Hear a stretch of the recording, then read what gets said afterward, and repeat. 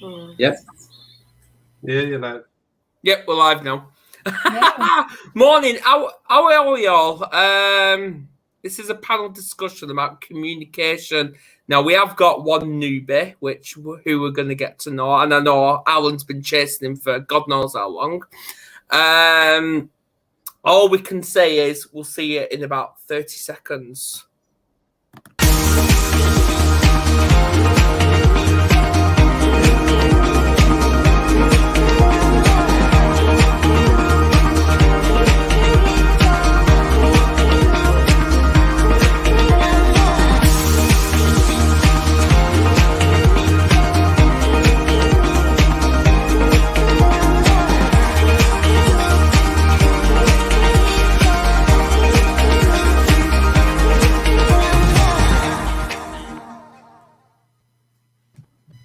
Hello, we're back. Firstly, I want to introduce, welcome back, Lillian. How are you? I am awesome. Thanks, Adam, for having me. You're most welcome. I know last time you was on with Stephen Sharon. Correct. That's right. Yeah. I can't remember those days. But yeah, it's great to have you back. And I want to welcome back fellow warrior Jason. How are you, buddy? Good morning. I'm fine. How are you? You good? I'm very good. It's great to have that week off, what I did last week. Yeah, so I'm back. Yeah, awesome. And we've got Papa Smurf himself, Alan Stevens. Thank you very much, mate. Good to be here. How are you? Pretty good. Pretty good. Welcome and we've got. Under. Oh yeah. Well, I can see that flood behind you, but there you are. And we've got the dynamic duo as well, Kim Dunlop, and the new bit, Michael Walsh. How are you both? Hi. We're really good, thank you.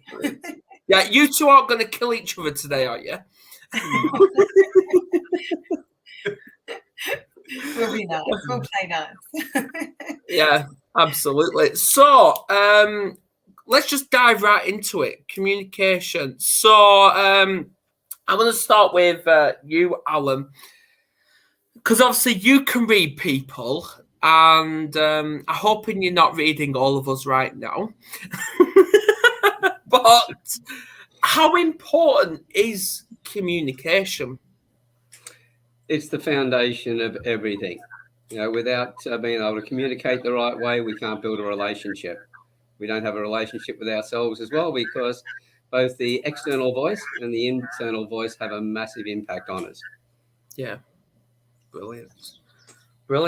I'm going to go to you, Michael, because obviously you're new, and obviously you've got an Irish background, which I've only ever come across one Irish, and that's Caroline. But obviously, we've all got our different cultures. So what's the stigma surrounding communicating between the cultures? I always find that very interesting because a lot of people, what I've noticed even through my clinic and everything, is that it is about clarity. You know, having that clarity when you're speaking to somebody. You know, if you're having moments in your life, just speak them. Just tell the person who is in your life how you're doing, how you're feeling, because I feel that's where communication can be lost. You know, going through the many years that I had, that I was suffering myself, I didn't communicate, and that's what I found was a part of my life that I had to learn was, I have to start communicating. And the biggest one was, you know what, if you have a problem, put up your hand, own it, and when you start walking with it, because the more you start to push it away from you, it's like a sledgehammer, it'll just keep on coming back and hitting you. If it's not in the finger, it's on the toe. If it's not in the it has many impacts. So communication is valuable. So if you have a problem, put up your hand, reach out, talk to friends. Don't lock yourself away. I did it for years, and I found multiple of courages by diving in. So my advice to anybody is, communicate to your loved ones. Don't go around in that silence, because it'll only eat you from the inside out. Yeah. Brilliant. Well said. Can you add to that, Kim? Yeah, I really love what Michael just said. I think and it's quite interesting, even in our relationship, and Michael just sharing that piece around not communicating when he was in his relationships. From a very young age, I was really taught from a European mother to use our voice. And I think it's really critical. And we, as Alan pointed out as well, there's like an inner voice, and there's also external things that are happening with all of us, that we have these internal voices that kind of come up. And it's whether or not we want to actually look at tapping into those. And it could start with a thought. It could start with a little voice in our head going, what am I doing this for? Where am I at? And so it's really just kind of starting to communicate with yourself through those messages. And if it's someone that's impacting you externally, what is it about that? And how can we kind of dig deeper into that to really get some more understanding for ourselves? Because for me, I had an inner voice that was coming up that was actually quite an interesting pivotal moment 10 years ago, and it came up in my body, and I was like, there must be something more to this. And it was a question I just kept on repeating to myself, just a really simple question, and it was around a particular topic. And then I sort of dug into it a bit deeper, started listening to the thoughts and what movie I was creating, and starting to actually put words to it. So it then came back to that whole piece around communication with self. So, yeah. Jason, obviously you have a lot of experience when it comes to drink and alcohol. Yeah. Now, I want to know, obviously with the viewers as well, if you've got any questions, ask them. Why do we find it so easy to have that relationship with alcohol or any some sort of substance? States of consciousness. Yeah. It's just the quickest way, one of the quickest ways of changing the way we feel without dealing with it. And once we work out, it can change our mood very, very quickly. Yeah. And I wrote this yesterday. So sport, music, alcohol, whatever your go-to thing is, yeah. Once we work out that can change the way we feel, we'll keep going to it. And we keep suppressing how we feel. We suppress our emotions. We don't face them. We keep pushing all that energy into the body. So we don't deal with traumas. We just keep drinking. We keep doing what we're doing. We keep laughing. We keep joking. We keep suppressing. And eventually, certainly in my experience, then you think, you're drinking far too much. I think I might have said this to you. If you can drink all day, every day for a month, yeah, go on a rugby tour and travel and drink all day, every day for a month when you're 23, you've got a drinking problem.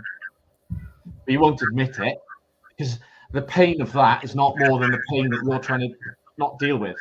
And then suddenly you think, oh, wow, now this has got me now, hasn't it? And then you're so deep in it, you don't have any idea how to get out of it. So what you do then is you just do more of it, and you get anxious about it. You start getting depressed. You don't deal with anything. You're not dealing with life. And then the normal situations and circumstances with work and relationships come along. You can't deal with them either. So you just keep stacking all this stuff on top. Yeah. And then you're just in destruction mode. You're basically just destroying everything. Interpersonal relationships are a disaster because you can't see past your own negative thought patterns. If somebody is manipulative, you can't see it. You can't see why people might be doing something because you're so caught up in your own levels of anger and hate and negative feelings, as I say, yeah, whatever they are, you just run for what you know. And it's not a conscious thing. It's a sort of a conscious but unconscious thing, yeah? You kind of know what you're doing, but you just say, I'm just going to do that. You're running from it. So it's quite a simple thing to explain, but not quite so simple to like live it and come out of it. Because what we try and do is we try and understand it, and we never will on that level of understanding, because you'll never come out of something on the same level of understanding you went into it. Mm-hmm. Which is what I see with people when they're discussing alcohol and different issues in their lives in groups. They're all discussing it on the same level of understanding. Yeah. So they're going round and round in circles. And then if you say something which is just a little bit above that level of understanding, people point fingers and say, oh, you're wrong. So we have to accept that to get over these addictions, which are destroying your life, they're destroying romantic relationships, family relationships, working relationships, every type of relationship. We have to accept that. We have to accept there's something to do with it. Yeah, because most people want to blame the symptom, which is the alcohol or the gambling or whatever, and say, well, hands up, I'm involved here, aren't I? And it's the first step to actually saying, so I can do something about it then. But it's a very easy thing, and it's no excuses. I mean, I nearly died through it all, yeah, through that lifestyle. It's a very easy thing to fall into. We don't eat, we don't sleep. So our emotional problems aren't being solved because we're not sleeping. We're putting no nutrition into our body, and we're just ripping it out by drinking. We're living a life which is so far away from who we are, and it gets worse. And eventually we can't even live the life that we're making up, and life's made up anyway. But this thing is just going away from us and going away from us and going away from us, yeah. And you're chasing it, and you're trying to be that person, and it's exhausting. Yeah, exactly. And eventually, you collapse. Yeah, you can't do it. I agree. You touched on anger. Now, obviously, this next bit comes to both Lillian and Alan. Because obviously you two specialize in like communicating not just with ourselves but with children as well. So like at the minute we're raising 2 autistic children. Is it easy? No, it's not. And we're homeschooling them as well. But when they're in crisis and they've got that red mist, what do you think we're actually saying to ourselves? I'll start with Lillian. Thanks, Adam. Just to give a little bit of background, I have two sons, one 36 and one 28, and the 28-year-old was diagnosed with ADHD, ODD, and childhood depression when he was a youngster. So we have had an incredible journey learning how to deal with that relationship and the interconnected relationships, within the home. So when it comes to communication with children, and when I say regular children, I don't mean yours and my children aren't regular, Adam, but kids that don't have extra challenges, that in itself takes a lot of effort and skill to learn how to communicate with your kids. But when they're a little bit more on the intense side, then it does get a little bit more tricky. I teach with the Nurture Heart approach something called inner wealth. So it's about building inner wealth in your children and also in yourself. Because as a parent, if we've got stinking thinking, if we're not in a good place, if our sense of who we are as a person, a parent, a husband, a wife, a friend, a co-worker, if we don't feel good about the way we think about ourselves, then it's really, really tricky to communicate in a positive way with our kids. And I love using this term, and most people what do you mean? But many parents or anybody who communicates with kids, and as a matter of fact, anybody who communicates and relationships with anybody, we're doing a lot of what we call upside down relationshiping, and I call it upside down parenting.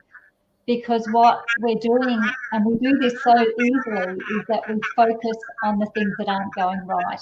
So whether, Jason, it's about, addiction, or whether, it's about another mental health issue, or whether it's about our kids, being challenging or intense, we tend to give more energy, more relationship, and we communicate with more passion and more intensity ourselves when the child or when that person is doing what we don't want them to do. And then, because we come to life then, and our communication comes to life. If the kids are misbehaving, for example, that's when our eyes pop and our hands move and our voice escalates, and that's when we really come to life and give the juiciest relationship, rather than when things are going well or kids are behaving or doing the right thing. So, and we do it to ourselves too.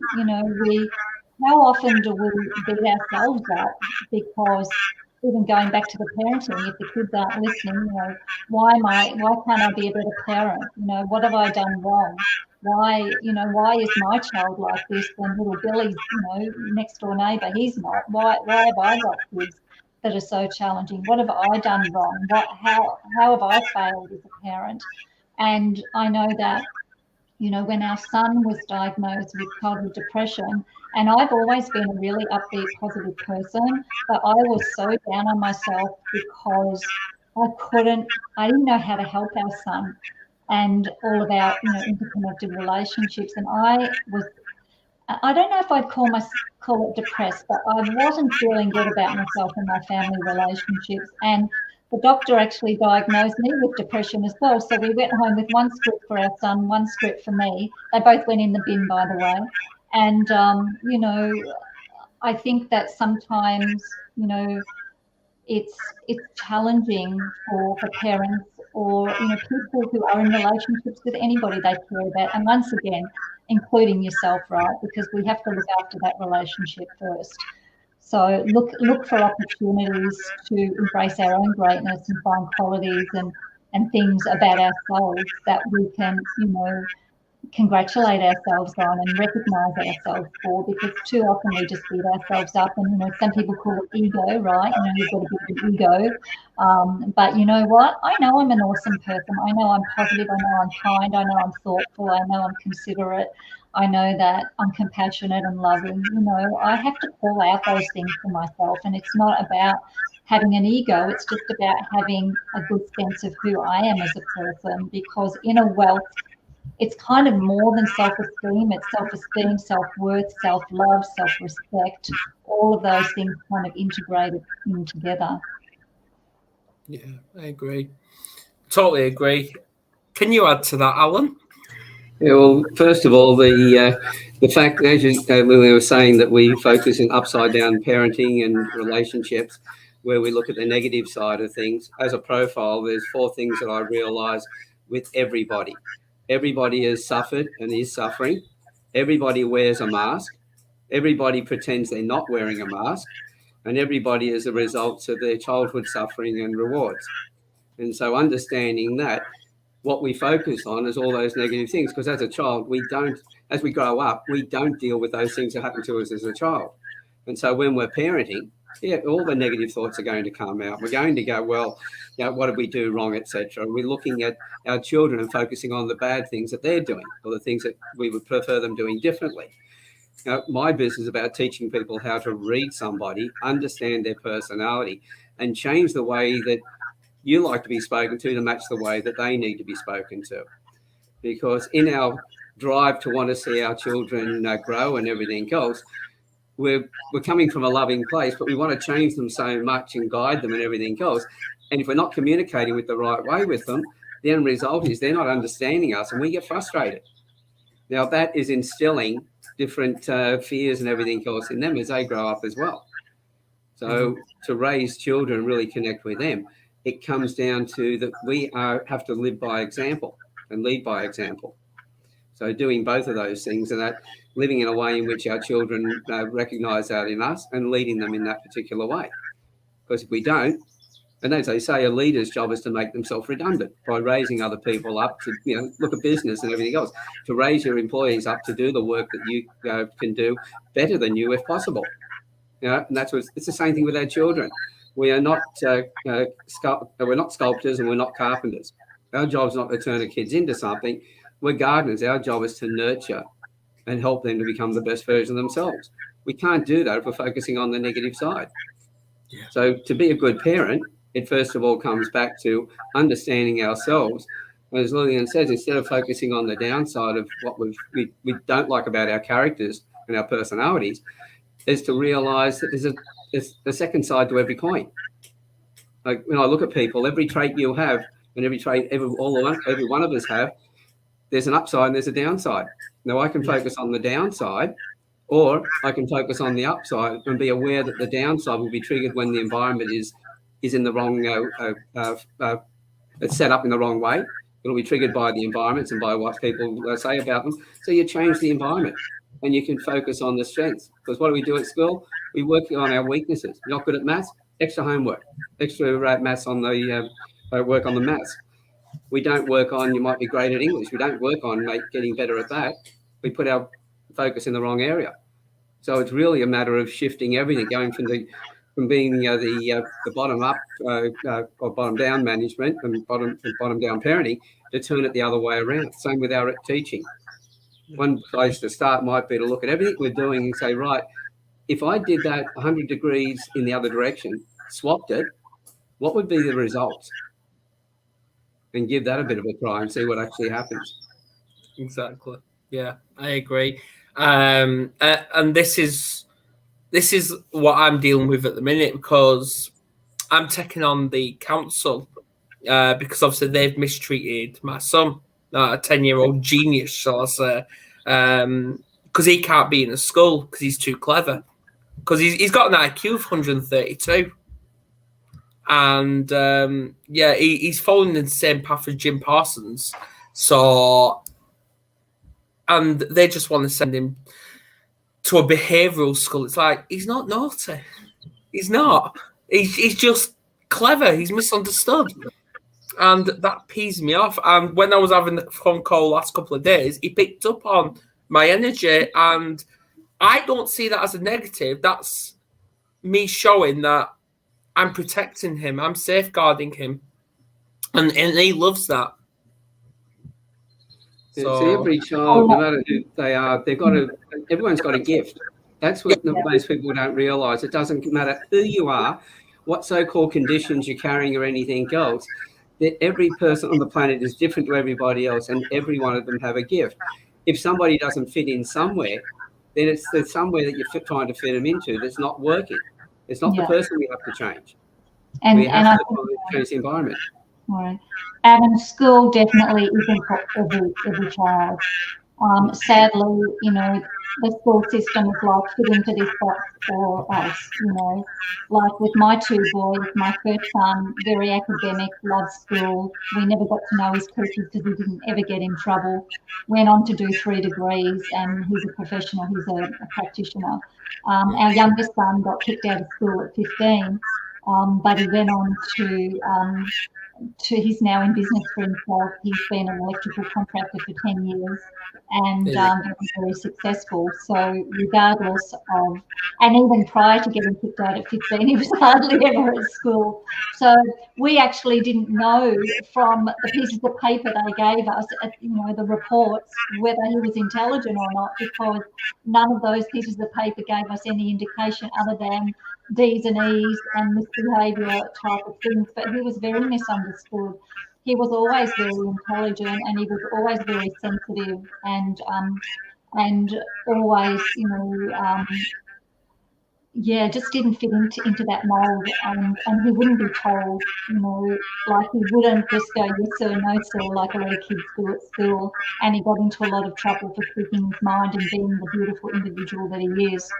And as parents initially, we were doing a lot of upside down parenting because that's just how we were parenting. We didn't know any different. We were still good parents. We had so much love in our heart, and we wanted him to be so successful, but we didn't know what we didn't know. So when we actually started allowing him at age 15 to start making his own choices, and when he decided not to go to school, and I'm a teacher from way back, and I'm like, oh no, school's important. But when we allowed him to make decisions, you should see what that kid did. He went off and got himself an apprentice. He got into TAFE. He did 6 months to complete the last year that he missed at school. He got himself into a pre-apprenticeship program, got himself an apprenticeship, did a plumbing apprenticeship, and then went into business, and then started an electrical apprenticeship. So we've done 2 apprenticeships, and he's been an A-grade electrician for 10 years, and he has a very successful business, and his customers love him. They love him because, not because he's a brilliant electrician necessarily, just because he now knows how to communicate, because we helped to build his sense of who he was as a person. We helped to let him know that no matter what, that we just gave him so much recognition for the qualities he's had, and stopped focusing on the stuff that he was doing that that we didn't want to grow. And I love to use the analogy of the watering can. So if you got a watering can and filled it with, beautiful nutrients, you wouldn't go out and water the weeds. You wouldn't go out and give that to the weeds. You would water what you want to grow. So when we're communicating, whether it be with our children or with each other, think about, what is it you want to grow? Do you want to grow compassion, respect, thoughtfulness, cooperation? Then that's what you give energy to. That's where your communication skills are so important. We don't want to grow the weeds. We don't want to grow the disrespect, the not listening, the breaking of the rules. That's not what we want to give energy to in our communication and relationships. So when my husband and I learned to switch that with our son, it's almost like, within a few months, it was like somebody from outer space just came and zoomed down, took the other kid away, and replaced him with a new kid. Because we had a kid that was in trouble with the police, getting kicked out of school, taking stuff he shouldn't have, hanging out with kids he shouldn't have, doing things he shouldn't have, and totally transformed within a few months. And if I could just share one quick story that I really love, when I've written 6 books about our journey, and my 3rd book, which is my favourite book, The Revolting Child, A Blessing in Disguise, I was actually doing a book launch for that way back in 2009 when I wrote it. And my son was 16 at that time, and he came along to the book launch. And my husband and I did a talk, and then we had Q&A, and somebody said, can I ask your son a question? And he's like sitting off the back, oh, well, I suppose so. And he stood up. And the person said, what was it that took you from where you were, getting in trouble with the police, with taking things you shouldn't have taken and doing things you shouldn't have done, to where you are today? And he took a couple of seconds to think about it, and my ears really pricked up. And he said, you know what, when I saw the effort that my mum and dad went to be the best parents they could be, I just wanted to be the best son. And to me, that's what makes my heart sing so much. So when we make an effort to communicate in a positive way, whether it be with our children, with our partner, with our friends and family, or with ourselves, then it's noticed, right? And people really appreciate that sort of communication. And, the fact that he's still at home with us, with his girlfriend, living with us and their dog, we all live in a house together. He would have otherwise been out of home at 16 if we hadn't have made these changes. So, yeah, it was really worth the effort to change our communication and relationship. Yeah. Sorry, that was a bit long. Thanks for sharing that, though. Yeah. Thanks. So that's that leading by example, and at the same time nurturing, being that gardener, not being the sculptor or the carpenter. Biggest supporter. That's where it all starts. Yeah, absolutely. But see, I've lost count of the number of people who have told me at school they were told they would never amount to anything, and every one of them are doing magnificent things. It's almost like they're doing the kids a favour, Alan, when they say that to them, because most of these kids oppositional. And now they go, you just bleep, bleep, bleep, watch me, which is what our son said to his principal at age 15. When the principal said, you'll never achieve anything, you'll never get an apprenticeship with your attitude and your marks. And he said, you know, bleep, bleep, watch me. And he went out and made it happen. Yeah, well, I was told that I would never amount to anything, and my teacher told me, "You're good with your hands, Alan. Become a carpenter because you haven't got the brains for anything else." Best thing that I ever got told. Because I just went, stuff you. I'm still hearing that. Like, you might say that was a few years ago, Alan, and even with my son, you know, it was 15 years ago. But I'm still hearing from parents that kids are getting spoken to like this. So teachers, if you're a teacher and educator out there, the way you communicate with kids, like, it's so important. And particularly if a kid's not got a good home life, like, a teacher can make a huge, huge, huge difference. Well, know how to talk to them in the way that they need to be spoken to, know how to read them, problem solve. Yeah. Well, a little bit of a heads up. On Monday, I am actually going to be talking about the education system connected with mental health. Yeah, so that should be a good topic.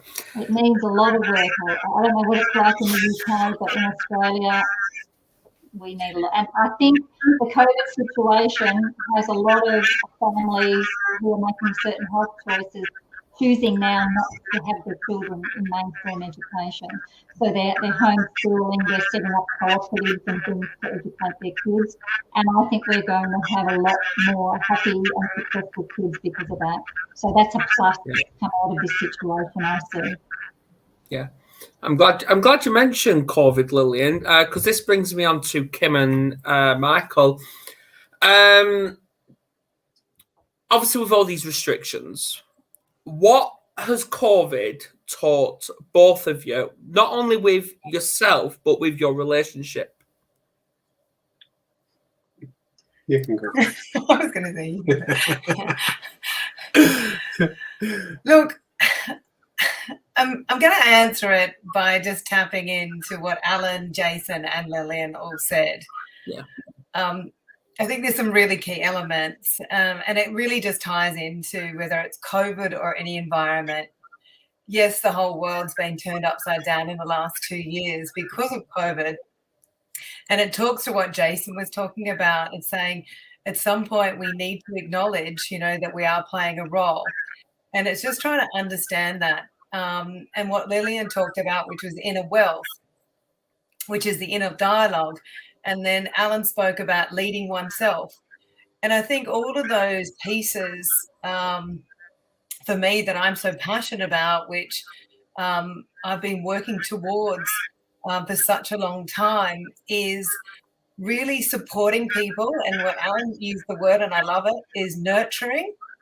What Lillian just shared with her story, and even Jason just sharing about what he went through. And it's kind of us nurturing as well as challenging and noticing ourselves through this process and really just trying to bring it back to basics, Adam. And I think that's probably one of the key messages that I'd share to the viewers and, you know, people out there. If we can take time out to just, you know, start to tap into our thinking, start to tap into what that's making us feel like, and then start to tap into what would we like to choose.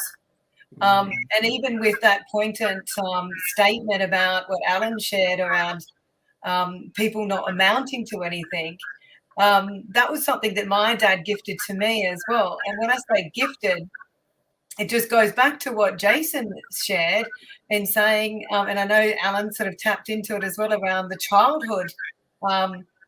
You know, we all have projections from people at some point in our life, whether it's at school, at home. And so how can we support ourselves and how can we support others in teaching them to actually not personalize it, to teaching, because it then has interjected us into other greater things. And you look at all of us here tonight, all of us are wanting to help others, right? We're in a space where we're actually wanting to help and support others. So I think if we can look at reframing in a really positive way to people and saying, okay, someone said something really nasty to you in the office, or someone said something nasty to you at school. How can we support people or individuals to really strengthen that resilience or strengthen that confidence? And like Lillian just shared that with her son, he became confident because she changed the way that she was parenting in order to enable him to step into his greatness, because she was stepping into her greatness. And I think that that's just such a beautiful gift that we are all kind of gifted anyway through our spaces. And I think, yeah, that's probably the biggest thing that I would love to kind of give to lots of people, is to help them start that practice. So that's probably the key thing, is to start that practice. And Jason pointed it out earlier, talking about us playing that role and, really stepping into that and starting to practice the relationship that we want to have with ourselves and the relationship that we want to have with others. Michael? I'm going to say, Adam, can you ask that question again in relevance to what you're asking? Yeah. What has COVID taught you with yourself and your relationship with Kim? We found Watch your words. Yeah, no, we found one another through COVID, and it is quite amazing what you can do when you tap into love. Yeah. So I speak about the word. I speak about it with such respect, because amazing things can happen in such horrible times. And, we might face the shadows of ourselves come, we can't go out, we couldn't go for walks, we couldn't go to the beach, you couldn't do anything. And a lot of people my clients and everything, they found themselves in very unhealthy situations.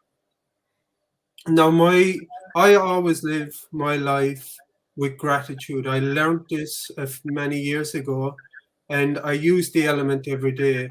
Now, as I was going through my life, I suffered depression, anxiety, and I pushed away everybody in my life. Now, the one good thing about COVID, it actually gave me time to actually go in and see a bit more about myself, because I couldn't go and run away. I couldn't. I was forever kind of avoiding, and meeting Kim, building our relationship. We're finding out every possible way that we could to actually do it legally, to be able to see one another. And we created this beautiful unite together. I would say to anybody, don't give up. If you believe in it in your heart, I know there's limitations with COVID in different ways, but if you believe it in your heart, you can make anything happen. You find that love. So COVID has shown us that, communication. That's been one of the biggest things in this relationship, is communication, and that's why we're sitting here tonight and talking about this, is that communication. When was the last time you may have sat with your husband, your wife, your girlfriend, whatever is your boyfriend, and actually find out who are they really? Who are they? What is it they watch? What is it what's their colors? What is it? Because people change constantly. So I'm so glad you mentioned that, Michael, because obviously all this COVID's been going on for almost 2 years now, and at the time I was with my wife 11 years. How I'm still alive, I don't know. But the thing is, though, we actually set out a plan to separate permanently, where I was looking for houses and stuff like that. But so a plan was in place. But then I thought, you know what? I want to try and give this one last go. So I sat with her, and we sat literally for hours until about 2-3 o'clock in the morning, just talking about absolutely everything. And we connected, and we actually got to know each other even more than what we actually should, because it all goes down to letting those barriers down within that community, within that relationship. Because I think we actually came to terms that what we was lacking was communication, and communication in a relationship is absolutely crucial, and not just relationship with your partner or with your kids, but with yourself as well. Exactly. And like what I found was really, really funny in all of this was Kim being a life coach, she's the love doctor. I couldn't turn anywhere. Like everywhere I had to go, I had to look at myself because she would not let me go. Because like if the elephant's in the room, the elephant is in the room. There's no point trying to put it under the carpet. It's there. You have to look at it and talk about it. And Kim's gonna call it. Yeah, I'm gonna point to it. Yeah, because I grew up in a culture where everything was put under the carpet. You know, it wasn't one. They were the old ways. Mum and Dad were all the old ways.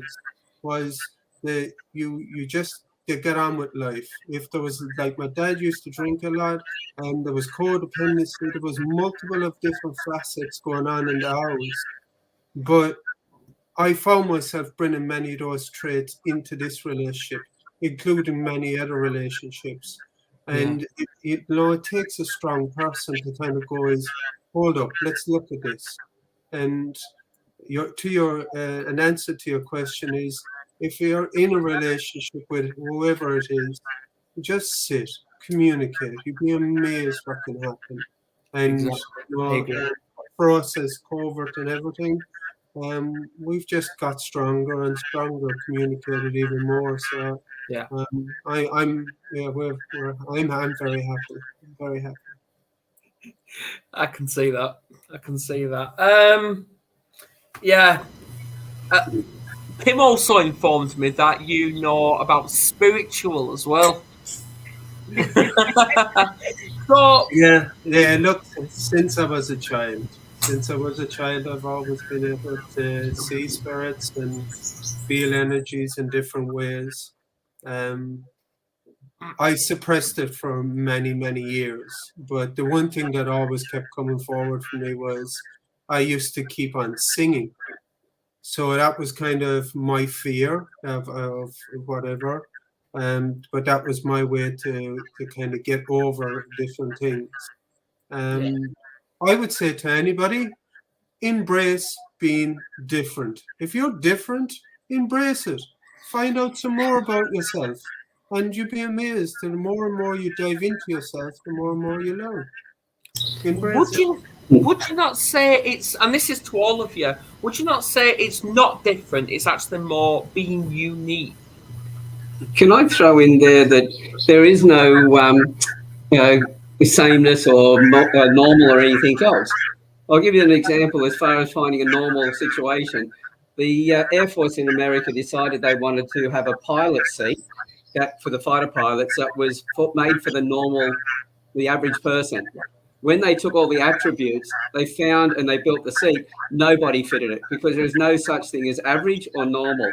Every one of us is unique. That's the thing that we need to realize, is that we all go through those sufferings and everything else. But as far as our personalities go, everybody is different.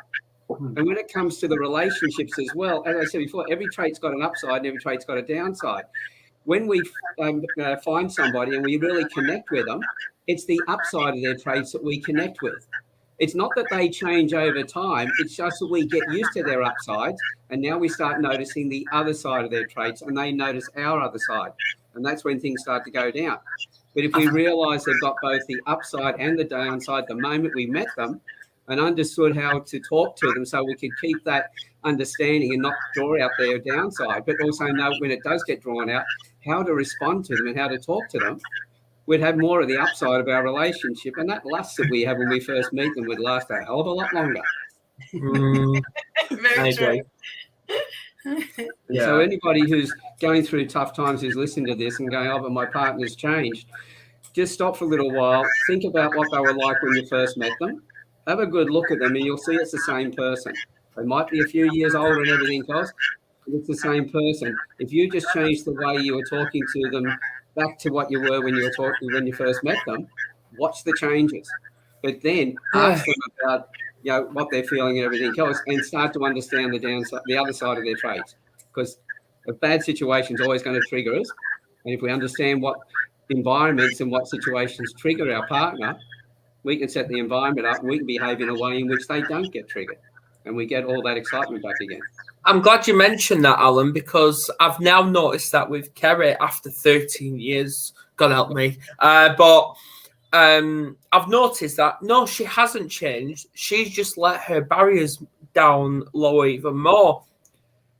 And the habits have come out. Because that all goes down to trust. Yeah, we are just noticing more of what was always there. And that's the noticing whole your surroundings. Yeah, nothing's really changed. One thing that is constant in life is change in our environment and our age and everything else. But as far as the personality of a person, when they're stressed, will always revert back to their old personality. Yeah. And that was the one that we were attracted to when we first met them. So if we can get to understand that personality, the both sides of the every trait, the upside and the downside, the end result, we can, marriage counselling 101 has done that easy. It's a click of the fingers. Once you start to look at it that way and you start to communicate, everything changes. And also, I think, Adam, the same analogy with the watering can, water what you want to grow in the relationship. So don't give energy and focus on the stuff that you might not like about the person, or the traits or the characteristics or the behaviours. Grow what you do like about them. So what is it that you love about this person? What attracted you to this person? And grow that. Find every opportunity to recognise them for that quality. And we have this little analogy in the Nurtured Heart approach where we say there's junk food praise and then there's juicy praise. So junk food praise is something like, good job, well done, thank you. That's still nice, but really recognise the person for the quality. So, like, for example, you might take Kerry for granted for cooking meals every night, and you might say, thanks for dinner, love, or that was a nice dinner. But by switching that up and saying, you know what, Kerry, I really want to recognise you for the great effort that you put into making dinner. You put so much effort and so much love into providing meals for our family to nourish us, and that are tasty, and you've spent so much time putting that together. And I just want to acknowledge your commitment to our family and to really, getting creative and cooking some great stuff every night, because it must be challenging to come up with different ideas. It's me that does all the cooking. Oh, well, that was just an example. But find something else, because, we take each other for granted so much. We do. Especially like I've been with my husband for 30 odd years now. So we take each other for granted. And we need to continue. We all do need to continue to grow the qualities that we want to grow, and to not give energy to the things that annoy us so much, because there's no relationship on this earth where there's not something that the other person annoys you or ticks you up. Like, there's always something, as Alan said, there's an upside, there's a downside to everything. There's always balance, but you can actually turn that or switch that by focusing on more of what you want, especially with our kids, but with each other as well, with each other. So what qualities do you want to grow? And I always say to everybody, before a word comes out of your mouth, ask yourself this: what is it I really want? And don't speak the words until you know, and ask for what it is you want, not for what you don't want, if that makes sense. Because so often, it could be something simple like, Alan, you could, be heading out, and your wife, if you've got one, sorry, might say, hey, Alan, don't forget to bring the milk home when you go out. So, you know, that's focusing on forgetting the milk, just by switching the language a little bit and saying, hey, Alan, could you please remember to grab some milk on the way home? Like just little things like that even. Our language and the words that we use are so important. And we have to ask for what we want, not what we don't want. And that is around all of our relationships. That's it. You Yeah. know, just as far as whether I've got a wife, this is a warning to everybody, all the men and women out there who are having struggles in their relationships. I'm considered now to be one of the best on the planet in reading people and on the relationship side. I am single. I went through 2 divorces and a lot of broken relationships before I learnt this stuff. So take heed of what's being said today and make some changes in it. But yeah, focus on the upsides. Like with your children, if they're doing the wrong thing, you don't point out what they're doing wrong. You point out how it would be better if they did something else. You guide them through to the positive side. You talk about what they're good at. Not, I know a lot of people at the motivational speakers, they've, untold number of them are talking about, you deserve everything. And this is one of the things that are happening to our kids. We're telling them they deserve everything in life. They can be this, they can be everything and they'll just walk into it and it'll be there for them. They leave school and find out that's not the case. They've got to actually work for what they get. So with the children, it's when I say to them, point out what they're good at, not just say that you're fantastic at all this stuff, talk about what they are good at. Compliment them on that side and talk about how, when they do certain things, how you feel about it and what you get out of that, so that they realise that, well, like Lillian said about her son, his comment when he was asked to answer that question, he talked about the leadership he got from his parents, the guidance that he then decided he wanted to be the same. So by finding those key things and pointing out to them how it makes you feel, they can then grow with that as well. Yeah. And like, it's valuable. There's not a rule book on being a parent. You do your best. You know, you really, really want the best for your children. You do whatever it takes. But there's not a rule book. You're not going to always get it right. And I've learned that with my 2 kids, is that, I made many, many, many mistakes. And like, my son is 24, my daughter is 16. And it's amazing how they can adjust when you will adjust. So, instead of worrying all about the kids, worry about yourself. Get yourself back on track. And it's like what you said, Jason, was, you can actually fall off the side and go to the drink, or you can start abusing yourself in multiple of different facets. And I just know from my experience that I'm living proof I'm still here. I tried to take my life many, many times. Yeah. And it wasn't a good life when I was growing up. And how I can say to anybody is, do your best. I learned one thing was finding gratitude. What was I grateful for? I was grateful for my kids. I was grateful to be awake.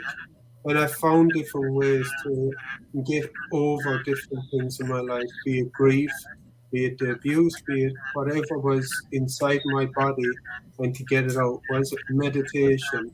Was it going for walks? Was it going out and just literally smelling as many roses as I could in one day? And I just found different ways to learn what it is to connect with myself, because I was so disconnected. And I didn't even realize it.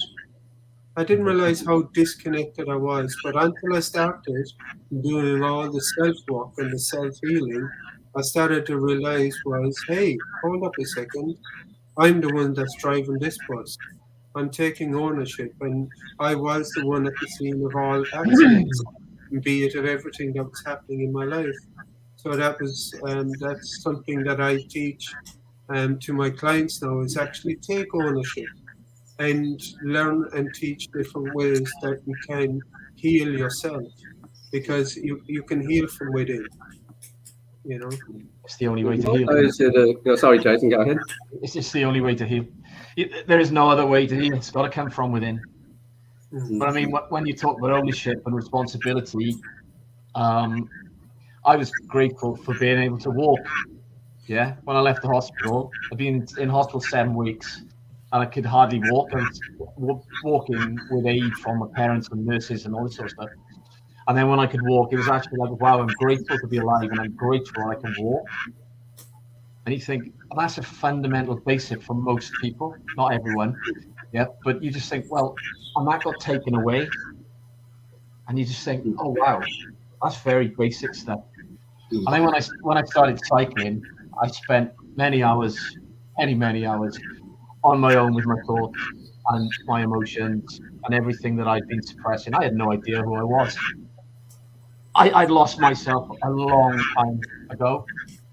And I spent so much time just going over my immediate issues, the business partners, what I'd been doing. How did this happen to me?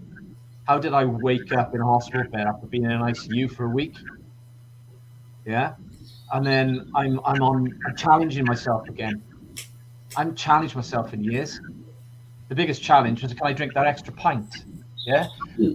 But it's funny, but it's not, because that was the biggest challenge.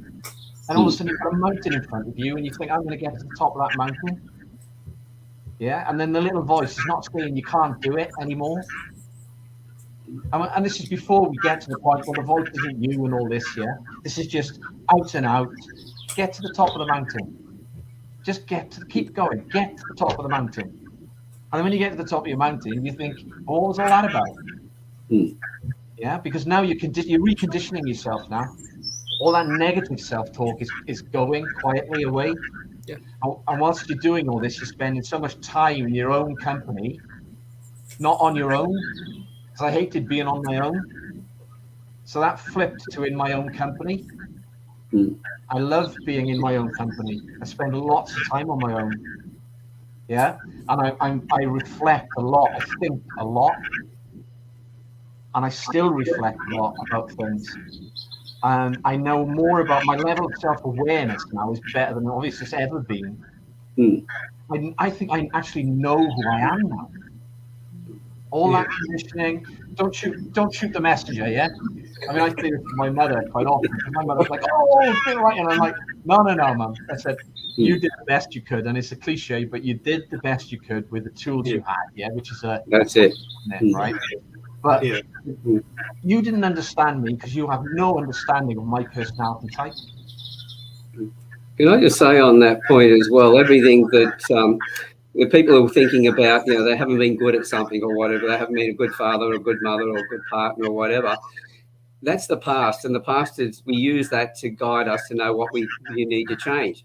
Then we're looking at trying to be the best person that we can be, and we're looking forward. That's where the focus comes in. And but the whole at the same time, if you don't think you're being a good father or a good mother or a good husband, or you think you are a good one, whatever, the end result is you're not the one to answer that question. As far as whether I've been a good father, there's only 3 young men who can answer that. I can't. My 3 sons can. They're the only ones. And so once you realise that, if you're doubting and wondering whether you are good or bad, then this is when you go and talk to your kids, you go and talk to your partner, and you talk about how you can improve. Forget about what I've done in the past, but what would you like me to do now? How would you like me to move forward in our relationship? If you're talking to your partner, if you're talking to your kids, well, talk to me about because a lot of men, we were taught, baby boomers, Gen X, we were taught to go out and earn money and come back to provide for the family. That was how we gave love. So we were out away from the family, creating money to give love to the family and being away from their love.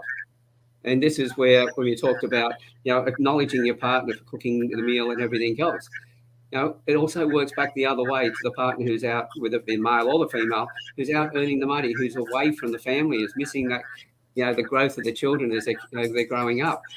Acknowledge them for what they're doing and say, well, thank you, because we wouldn't have the food on the table that I'm able to cook if you weren't out there earning it.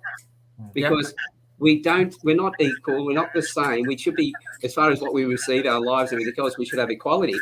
But men and women are complementary. And that's where the power of it comes in. It's the beautiful part of it is that we complement each other. If we were the same, if I had a woman who was the same as me, my God, I'd be calling the divorce very quickly. I wouldn't want to be with somebody who's the same as me. I want to be with somebody who challenges me, who is different, who complements what I do. And that way if not the other person then completes me, It's by having them there, that environment around me, I'm able to experience more of me in my connection with them. I agree. That makes sense. I've never felt so connected to myself. And knowing myself, I have a much better chance of knowing somebody else. I lived in survival for so many years. I now live from the heart. I've raised my energy. So when we talk about heart and communication, my parents now understand me more than they ever have, because we actually sit and we talk. And it's not because I'm older. It's because we actually sit and we listen to each other. I took up marathon running. I decided this would be a good idea to give up cigarettes and take up marathon running. The problem I had was when the sun was behind me, my shadow was in front of me, and that was when the race was on.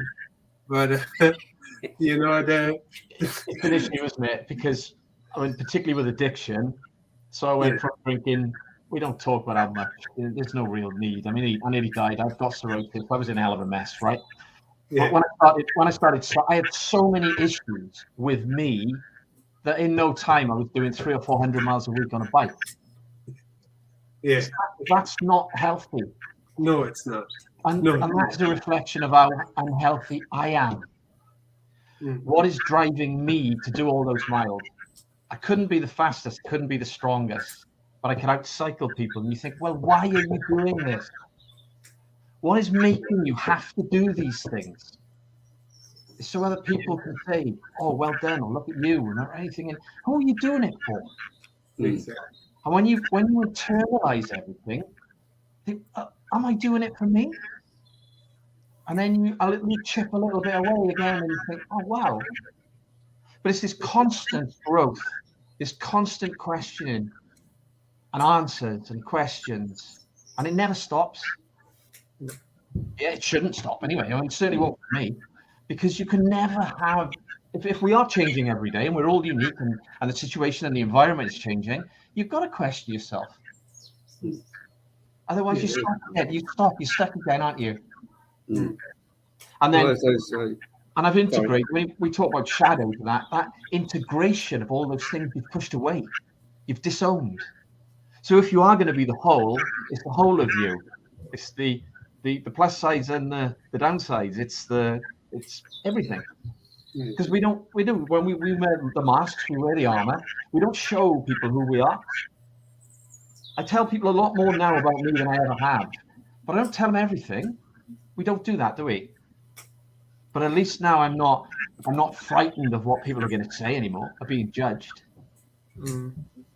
Because do you think that that's changed, Jason? I think that a lot of people in society, I think, and I don't know whether it's shifted over the last 10 years, I feel like people are holding back a lot and not necessarily sharing, because there's this lack of trust.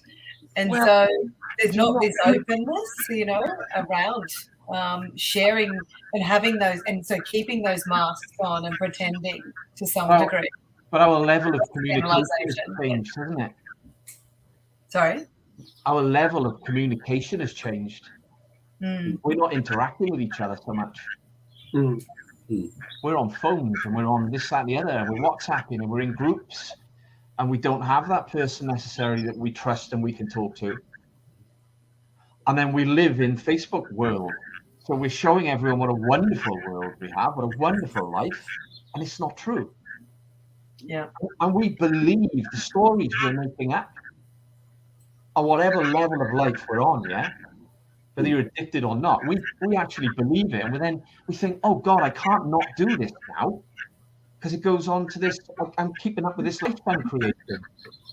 Yeah. So if we start talking about it, then people are going to find out, aren't they? And then so we're more guarded. Because we're not showing people the way we're living, really. So I think we are, because I think we do fear the judgment a lot, don't we? And if you haven't, and the way that the society has been developed, that I've not had a 7-year-old car since I was 20 something, right? And I got a lovely car. I love my car, right? But it's the fact that, I couldn't have had it. No. I had it 3 years, and that was the new car for me. Because you'd make up these stories about people saying you've had that a while, haven't you? Which is the same person that when you got it said, I love your new car. And it comes back to, why am I doing this? Who are you living your life for, and why can't you be open about it? Because the more we try and push it all in and keep it to ourselves, it causes illness, it causes disease. We can't cope. We're stressed, we're anxious. Then the depression comes in. We can't sleep. We're not eating properly, or we're overeating. We're drinking. We're hiding the drinking.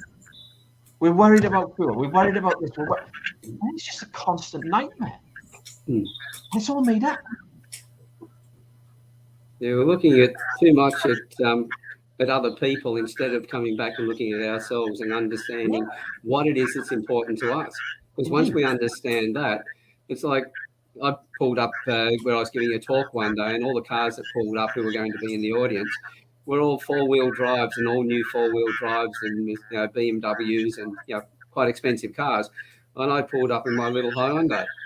And everyone's sort of looking at me thinking, why is he driving that? He's the one here giving the talk. He should have something more expensive. It doesn't interest me. What the most important thing to me is the most important thing I'll ever learn is the next thing I learn after I think I know everything. So I'm always on a process of learning all the time, the more I can grow. The end result, the only priority I had for that vehicle, my previous vehicle, didn't have cup holders. So when I saw this vehicle, and it was my son, he was upgrading to a new car, so I just bought his car off him, and it's got cup holders. So that was my only priority. So I'm easily looked after. But once I realised that not trying to keep up with the Joneses, because so many people are out there doing jobs that they hate, putting extra time in to earn money, to buy things that they don't need, to impress other people, and impressing other people they probably wouldn't even like if they did know them. And they're trying to impress people they don't know. It's absolutely ridiculous. What I've said, and I'm not sure if people get me sometimes, I'm saying we're doing that, mind. And what you have to understand on a fundamental level, these people don't care. That's it. Because nobody cares about anyone else than themselves. Exactly. The only thing they care about is if you've got something that they haven't got. That's when the only time they care outside of, and that comes back to the poverty mindset of not being as good as somebody else. But once you've got that self-esteem around yourself, all of that stuff disappears. I love cars. I do. I've always loved cars, and I've got a very nice car. But I now appreciate what my friends have again. I spend time with my mate, and he's got wonderful cars. And I actually love being in the car with him, and we do things in it, right? And I for a long while, I couldn't do that. It was jealousy. It was why I got it. Why has he got it, not me? And But I said to another friend, I am not my car. Yeah, I am a lot more than these things. And it's not saying that I don't want to experience them in my life. But if I don't, I'm still who I am. And look, and this is one thing that I'm so passionate about is like, what's the little elements that you do every day to make things better for you? Are you like, what are you doing when you get up in the morning? Do you have a shower? The first thing you get up, you having a shower? Are you clean shaved? Are you putting on nice clean clothes? Are you dressing your bed? Are you looking in the mirror and going, right, do I like the person I'm even looking at? I gave 6 months standing in front of the mirror saying, I love you. I did it every morning, I did it every evening. And in each case, I used to bawl cry because I never knew the man I was looking at. Well, you know what? It took only a matter of time as time went on. You break into that habit and you find out then, oh, that's me. And you start looking at yourself in all these different aspects. And the beautiful thing is you believe it, don't you? That's the beauty of it. You actually believe it. You're not just saying it. Yeah. And that's a different ball game. Yeah. And that's what I would say to any of the viewers here is, just start doing small little things. If you're struggling to get out of bed in the morning, if you're struggling during the day, just get out into the backyard, take off your shoes, stand on the land, and let the energy just go out through your feet. You know, simply just even go down and sitting beside the river and just, you know, if you need to have a cry, have a cry. If you need to talk to the water plants, whatever, talk to it. Get it out of your body, because you're only holding it in here and it's only going to eat you up. It shows strength. Yeah. I did a lot of crying on my bike. It's striking because there was emotions that hadn't come out for years. As soon as I allowed the thoughts, they were just flooding. Yeah. Like, oh wow, how can this be still affecting me? I was 14 when that happened. And it just been no. I'm not thinking about that. I'm not thinking about that. I'm crying, proper crying, and you just think, oh God, I feel better for that. Because it's energy. It's polyvagal theory, isn't it? Trauma is held in the body. We keep pushing energy into the body because we won't express it. Yeah. And it's causing pain. Right. My final two questions. Jason, Lillian, Michael, will you actually connect with Alan to go on the campfire? Yes. I've just liked it. I've just liked the page. So yeah. Absolutely.